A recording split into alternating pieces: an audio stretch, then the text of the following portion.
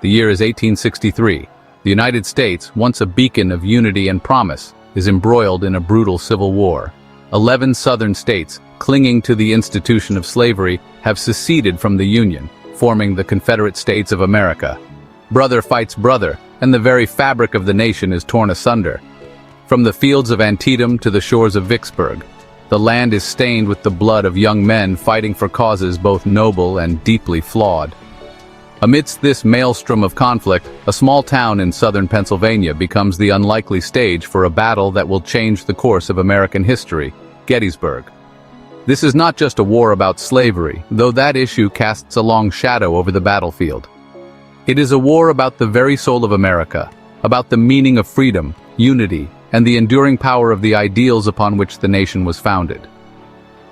In the summer of 1863, as the war enters its third bloody year, the Confederacy seems poised for victory. Confederate General Robert E. Lee, a brilliant strategist and revered leader, has led his Army of Northern Virginia to a string of victories, most recently at Chancellorsville. With renewed confidence, Lee decides to take the war to the north, hoping to strike a decisive blow that will shatter the Union's resolve and secure Confederate independence. Lee's invasion of Pennsylvania sends shockwaves through the north. Panic grips the citizens of Baltimore and Philadelphia as Confederate troops march north, their presence a constant reminder of the war's brutal reality. President Abraham Lincoln, his face etched with worry, calls for 100,000 fresh troops to bolster the Union Army.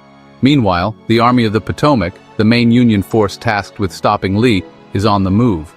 Led by the newly appointed General George Meade, a cautious but capable commander, the Union Army shadows Lee's movements, hoping to force a confrontation on favorable ground. As fate would have it, the two armies, each numbering close to 100,000 men, will collide in the small town of Gettysburg, Pennsylvania, a town known more for its shoe factories and theological seminary than for its strategic importance.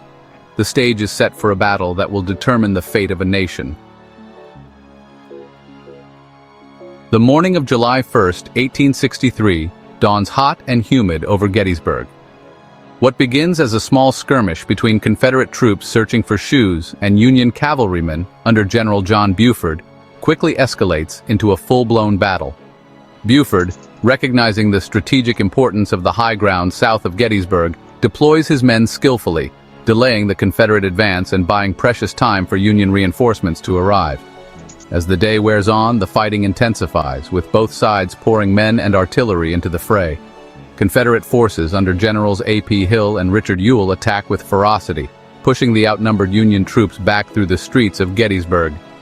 By late afternoon, the Union Army, though battered and bruised, has established a strong defensive position on Cemetery Hill, Cemetery Ridge, and Little Round Top, high ground that will prove crucial in the days to come. Day 2 of the battle dawns with the fate of both armies hanging in the balance. Lee, sensing an opportunity to crush the Union flanks, orders a series of attacks against the Union positions on Little Round Top, Culp's Hill, and Cemetery Ridge. The fighting is fierce and unrelenting, a maelstrom of musket fire, cannon blasts, and hand-to-hand combat. At Little Round Top, a strategically important hill on the Union left, Colonel Joshua Lawrence Chamberlain and his 20th Maine Regiment fight with extraordinary courage, repelling repeated Confederate assaults and saving the Union line from collapse. At the wheat field, the peach orchard, and Devil's Den, the ground is soaked with the blood of thousands of men. Charge after charge is launched, only to be met by a wall of lead and iron. As night falls, the Union lines hold, but both sides have suffered heavy casualties, and the outcome of the battle remains uncertain. On the third day of the Battle of Gettysburg, General Robert E. Lee made a fateful decision.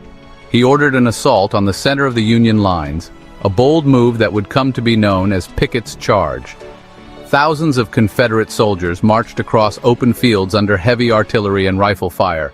Despite their bravery, the charge was repelled, marking the high tide of the Confederacy. It was a turning point, a moment when the Southern hopes of victory began to wane. The Battle of Gettysburg marked a significant turning point in the American Civil War. The Union victory ended General Lee's invasion of the North and boosted Northern morale. It also dashed the Confederacy's hopes of gaining recognition and support from European powers. The war, which had seemed to be in the balance, now tilted in favor of the Union. The sacrifices made on the fields of Gettysburg would not be in vain. In the aftermath of Gettysburg, President Abraham Lincoln delivered one of the most famous speeches in American history. The Gettysburg Address redefined the purpose of the war, emphasizing equality and the fight for a new birth of freedom. Lincoln's words transformed the conflict from a struggle for union into a battle for human rights. The war was no longer just about preserving the nation, it was about creating a more just and equal society. The legacy of Gettysburg endures to this day. The battlefield has become a symbol of sacrifice, courage, and the enduring fight for freedom and equality. Each year, thousands of visitors come to pay their respects and reflect on the events that shaped the nation. The lessons of Gettysburg remind us of the cost of war and the value of peace. The memory of those who fought and fell here continues to inspire future generations.